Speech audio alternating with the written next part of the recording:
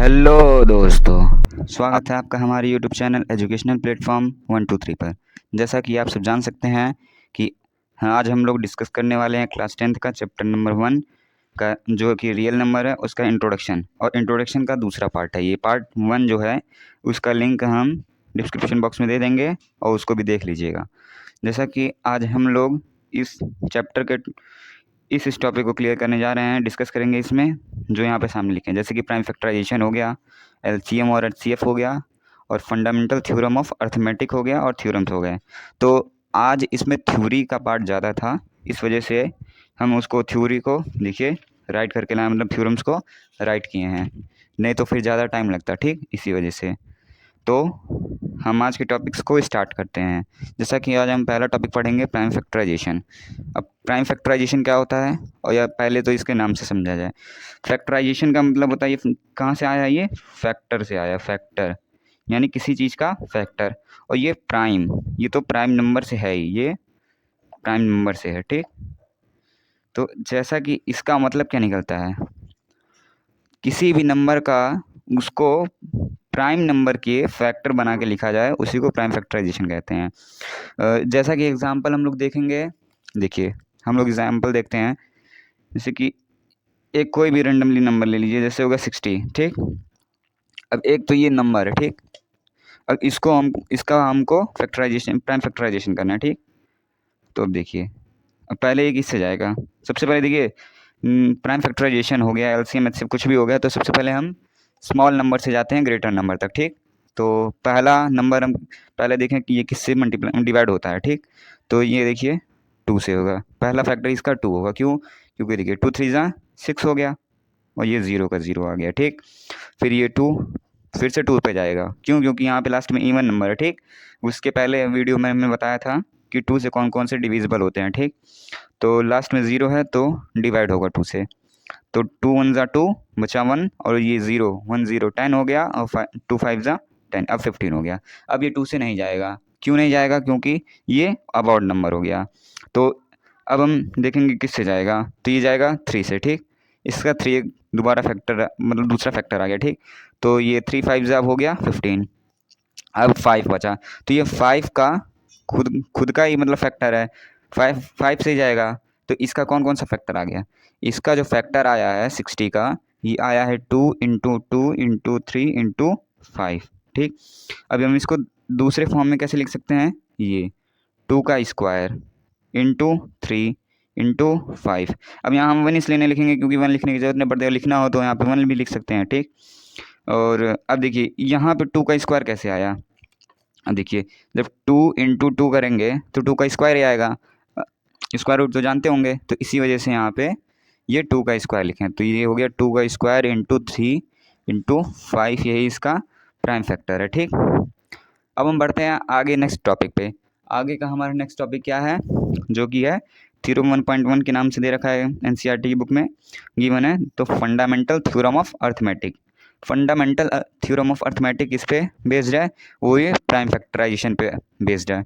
इसमें हम लोग जानते हैं कि देखिए स्टेटमेंट इसका क्या लिखा है, every composite number can be represented as the product of its prime factor. तो हर कंपोजिट नंबर को हम उसके प्राइम फैक्टर के प्रोडक्ट्स के रूप में लिख सकते हैं, मतलब उसकी तरीके से लिख सकते हैं। अब जैसे कि कंपोजिट नंबर क्या होता है, वो भी हमने पहले क्लास में डिस्कस किया था। तो कंपोजिट नंबर यहाँ पे आपका हो गया एक, मान लीजिए 68 हो गया, क्योंकि 60 का तो अभी हमने लिया था। अब इसका प्राइम फैक्ट, देखिए प्राइम फैक्टर, ये प्राइम फैक्टराइजेशन से ही प्राइम फैक्टर इसी को कहते हैं, ठीक। तो अब हम इसका प्राइम फैक्टर क्या करेंगे, देखिए इसका फैक्टर करेंगे तो 2 से जाएगा, 2 3 ज़ा 6, 2 4 ज़ा 8, फिर 2 से जाएगा, 2 1 ज़ा 2, 2 7 ज़ा 14। अब देखिए यहाँ पे क्या आएगा, 17 तो किसी टेबल में आएगा नहीं, खुद के में आएगा, इस वजह से ये 17 से जाएगा, ठीक। तो इसका जो है किसी भी नंबर का, किसी भी कंपोजिट नंबर को, ये देखिए ये भी प्राइम नंबर है, 2 2 तो प्राइम नंबर है, 17 भी प्राइम नंबर है। तो किसी भी कंपोजिट नंबर को उसके अगर प्राइम नंबर, ठीक, प्राइम नंबर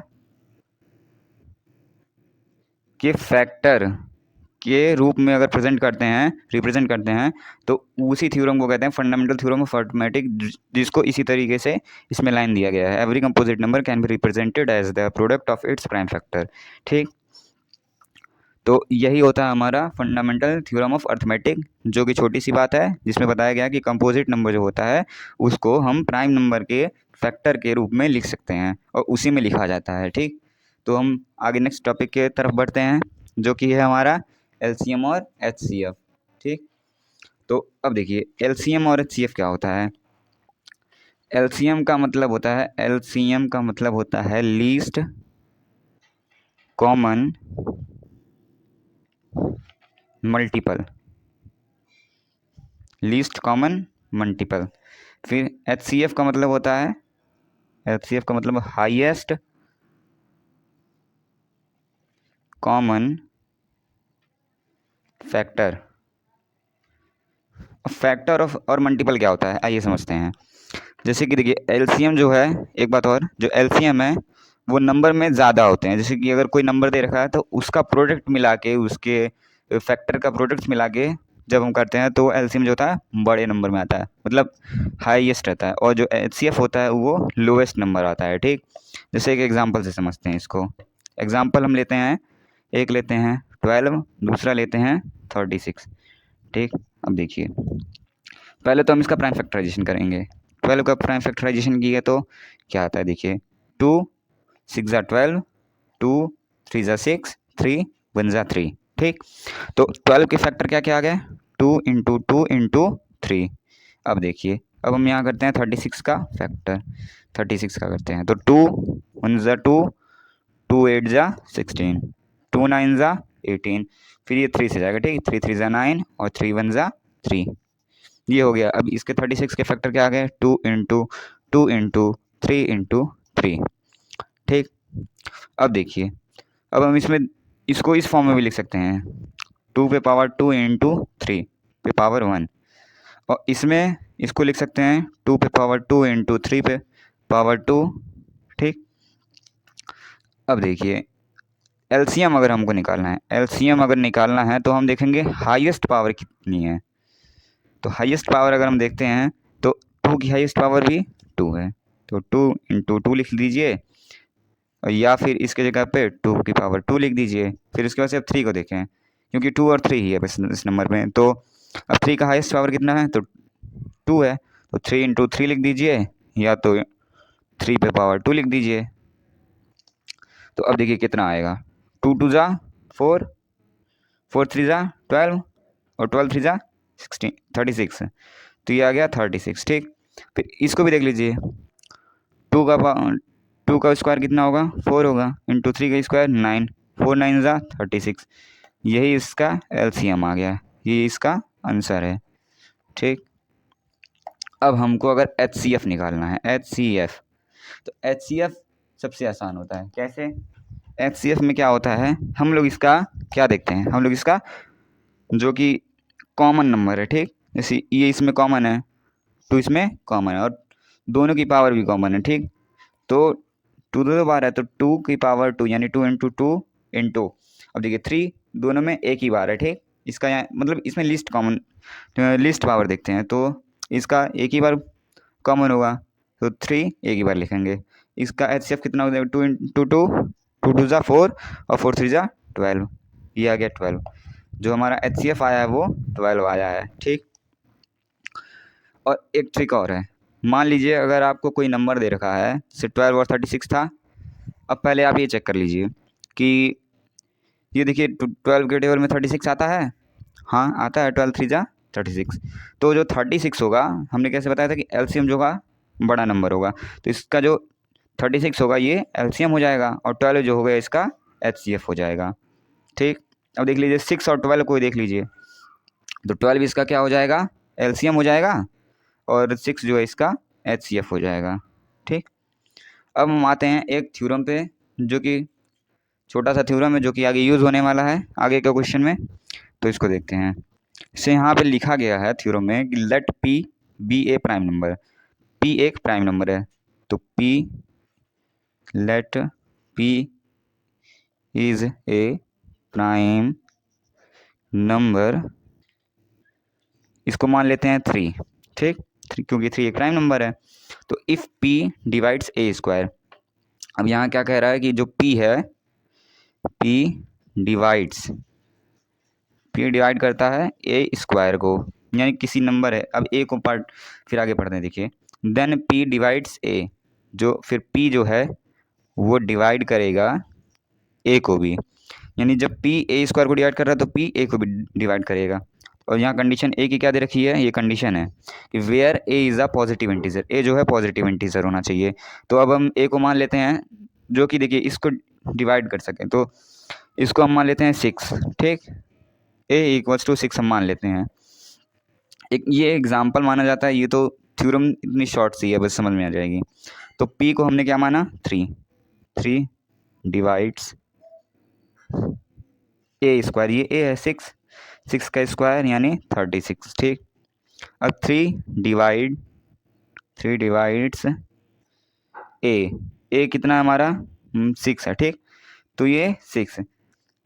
अब देखिए 336 को डिवाइड कर सकता है, हाँ कर सकता है, 36 डिवाइड बाई 6 3, तो ये हो गया 3 × 1 = 3, 3 × 1 = 3, 3 × 2 = 6, यानी ये 12 बार पे चला जाएगा, ये डिवाइड हो रहा है इससे। तो इसका क्या मतलब हुआ कि जो p है वो डिवाइड कर सकता है, डिवाइड्स ए स्क्वायर को डिवाइड कर दिया, ठीक। अब जो 3 है वो a को भी डिवाइड करता है, उसको देखते हैं। तो ए हमारा क्या था 6 था, तो 6/3 कर दिया, तो 3 × 1 = 3, 3 × 2 = 6, ये हमारा हो गया। इसका आया 2, तो यानी कि 3 ने ए को भी डिवाइड कर दिया। इससे हमको क्या मिला कि p डिवाइड्स ए। तो यही हमारा थ्योरम था कि अगर कोई भी एक p एक पॉजिटिव p जो है प्राइम नंबर हुआ कोई भी, तो जो a होगा वो मतलब p ए स्क्वायर को अगर डिवाइड करता है तो p a को भी डिवाइड करेगा, ठीक। ये हमारी छोटी सी थ्योरम थी जो कि इस आगे वाले क्वेश्चन में यूज होने वाला है। आगे का थ्योरम हमें क्या कहता है, ये सेम डिक्टो क्वेश्चन भी बन के आता है इसी तरीके से, और भी प्राइम नंबर के रूट्स के लिए क्वेश्चन बनता है। जैसे कि थ्योरम था लंबा चौड़ा अगर लिखते तो फिर ज़्यादा चला जाता है, इस वजह से लिख के लाए हैं। जैसे √2 is a irrational number, proof करना है हमको, ये हमको क्या करना है, प्रूफ करना है, ठीक। अब देखिए इसका हम प्रूफ लिखते हैं, चलिए देखते हैं। तो let us assume the contrary that √2 is rational. हम क्या मानते हैं कि √2 जो है वो रैशनल नंबर है। तो अगर रैशनल नंबर है तो रैशनल नंबर p/q के फॉर्म में लिखा जाता है, ठीक। अगर रैशनल नंबर है तो p/q के फॉर्म में हम लिखेंगे। तो अब √2 को हम इक्वल कर देते हैं p/q के, ठीक। तो p एंड q को हम क्या मानते हैं, को प्राइम है। p और q क्या होना चाहिए, को प्राइम होना चाहिए, मतलब जिसका कॉमन फैक्टर ओनली 1 आए। एक तरफ से आप इसको HCF कह सकते हैं, ठीक। अब देखिए अब हम इसको क्रॉस मल्टीप्लाई कर देंगे तो √2q = p हो जाएगा। कैसे, ये यहाँ मल्टीप्लाई हो जाएगा, ये यहाँ 1 है तो इसका कोई मतलब नहीं बनता, यहीं रहेगा। तो ये √2q = p बन गया। अब फिर हम इसका स्क्वायर कर देते हैं रूट को हटाने के लिए, क्यों, क्योंकि हमको रूट को प्रूफ करना है, तो इस वजह से इसको पहले हटाते हैं। स्क्वायरिंग बोथ साइड, हमने इसको स्क्वायर कर दिया, ठीक। फिर अब देखिए स्क्वायर करेंगे तो ये 2q का स्क्वायर हो जाएगा, ठीक। 2 का स्क्वायर नहीं होगा, केवल 2q का स्क्वायर होगा, यानी q का ये स्क्वायर बनेगा, ठीक, = ये p स्क्वायर हो जाएगा। ये हमारा पहला इक्वेशन बनता है। फिर ठीक है, इस थ्योरम के, ये जो थ्योरम है इसके कंडीशन फुलफिल करने के लिए ये देखिए p² है, p² इज डिविजिबल बाय 2, यानी जो p² है, जैसे यहाँ पे a² था p से डिवाइड हो रहा था, तो यहाँ जो p² है वो 2 से डिविजिबल है, ठीक। तो ये p जो होगा वो भी 2 से डिविजिबल होगा, जैसे कि यहाँ p a को भी डिवाइड कर सकता था, ठीक। इसी तरीके से हमारा फर्स्ट कंडीशन तैयार हुआ, ठीक, फर्स्ट कंडीशन हमारा तैयार हो गया। तो फिर अब हम लेट करते हैं, फिर से मान लेते हैं कि p = 2r, मतलब कुछ भी मान सकते हैं, 2r ही मानना है। अगर p लेते हैं तो 2r मान लीजिए, और अगर a भी लेके करते हैं तो 2c मान लीजिए, ठीक। क्यों, क्योंकि देखिए ये हमारा क्या आ गया, 2q का स्क्वायर आ गया और ये p² था। तो इसी तरीके से q को गायब करके, क्योंकि हमको q भी लाना है, q का फैक्टर दिखाना है, ठीक। अब इसका तो एक फैक्टर आ गया 2 है, अब लेकिन आगे भी हमको देखना है, तो late P equals to 2r ले लेंगे, फिर उसका स्क्वायरिंग बोथ साइड इसका भी स्क्वायर कर देंगे, फिर स्क्वायर करने के बाद से P square equals to 4r का स्क्वायर आ रहा है। ठीक, इसका हम लोग स्क्वायर किए तो ये आ रहा है। फिर अब देखिए पी स्क्वायर की जगह पे हम 2q स्क्वायर लिखेंगे, क्यों? क्योंकि यहाँ पे दे रखा है पी 2q का स्क्वायर इक्वल्स टू पी का स्क्वायर। ठीक, तो यहाँ पे हमने लिखा therefore P square equals to 2q square. तो फिर ये हमारा आ गया, क्योंकि हमने यहाँ 2q स्क्वायर लिखा और ये 4r स्क्वायर है ही। तो अब ये देखिए q का स्क्वायर, ये तो 2 से 2 1 2 हो जाएगा, 2 2 2 2 4 हो जाएगा। तो फिर यहाँ पे मतलब ये डिवाइड कर चुका है इसको। इसको हमने लिखा कि q square is divisible by 2, जो कि q है वो 2 से डिविजिबल है। ठीक, और फिर q is also divisible by 2, तो ये 2 भी जो मतलब ये q होगा, कोई भी अगर नंबर हुआ q तो वो 2 से डिवाइड हो जाएगा। अब बाय फर्स्ट एंड सेकंड, यानी जो फर्स्ट मतलब आया था हमारा कंडीशन, और ये सेकंड कंडीशन जो है उसके हिसाब से देखो उसकी क्या आता है। तो p and q have 2 common factor, मतलब जो p और q है उसका 2 एक कॉमन फैक्टर है, जो कि so this contradiction is arisen be because of our incorrect assumption. क्यों? देख लीजिए इसको, हमने यहाँ क्या माना था इसको, p एंड q है आर को प्राइम नंबर, को प्राइम नंबर का कॉमन फैक्टर हमेशा 1 होता है। और यहाँ पे क्या आ गया, p and q have 2 common factor, यानी कि जो p और q है इसका एक 1 तो कॉमन फैक्टर रहता ही रहता है, फिर ये 2 भी एक कॉमन फैक्टर आ गया और एक इसका खुद का आ गया। तो ये जो है ये गलत है। क्यों गलत है? क्योंकि हमने इसको गलत एजम्पशन किया था। तो so this contradiction is arisen be because of our incorrect assumption. तो इसी वजह से ये जो √2 है वो इरेशनल नंबर है। तो ये हमारा प्रूफ हो जाता है। तो ऐसे ही सेम क्वेश्चन जैसे यहाँ √2 दे रखा है, यही कंडीशन देखिए, ये √2 के लिए है, √3 के लिए है, √5 के लिए है, सो ऑन ऐसे करते मतलब जो भी रेशनल नंबर जो रूट में होंगे उसके लिए सेम प्रोसेस होगा। ठीक, अब आगे इसका क्वेश्चन हम लोग एक्सरसाइज वाले में करेंगे। क्यों? क्योंकि ये हमारा इंट्रोडक्शन का पार्ट था और इसमें हमको थ्योरम्स बताने थे। तो देखिए अब ये जो सेम मतलब जो ये थ्योरम है ये सेम सबके लिए लगेगा, ऐसा नहीं है कि सबके लिए चेंज होगा, बस यहाँ क्या होगा न्यूमेरिकल वैल्यू जो है वो चेंज हो जाएगी। ठीक, तो इसी के साथ आज हम लोग ख़त्म करते हैं इस लेक्चर को। क्यों? क्योंकि आज हमने ये टॉपिक्स पढ़ लिए, आज का हमारा मतलब इस चैप्टर का हमारा इंट्रोडक्शन ख़त्म हुआ। इसके बाद से अब हम एक्सरसाइज करेंगे। तो एक बार मतलब इसके पहले का पार्ट भी देख लीजिएगा और रिवाइज कर लीजिएगा, फिर आगे कल से हम लोग इसका एक्सरसाइज करेंगे। ठीक, तो अगर वीडियो अच्छा लगा हो तो लाइक शेयर कीजिए और चैनल को सब्सक्राइब कीजिए। तो इसी के साथ थैंक यू।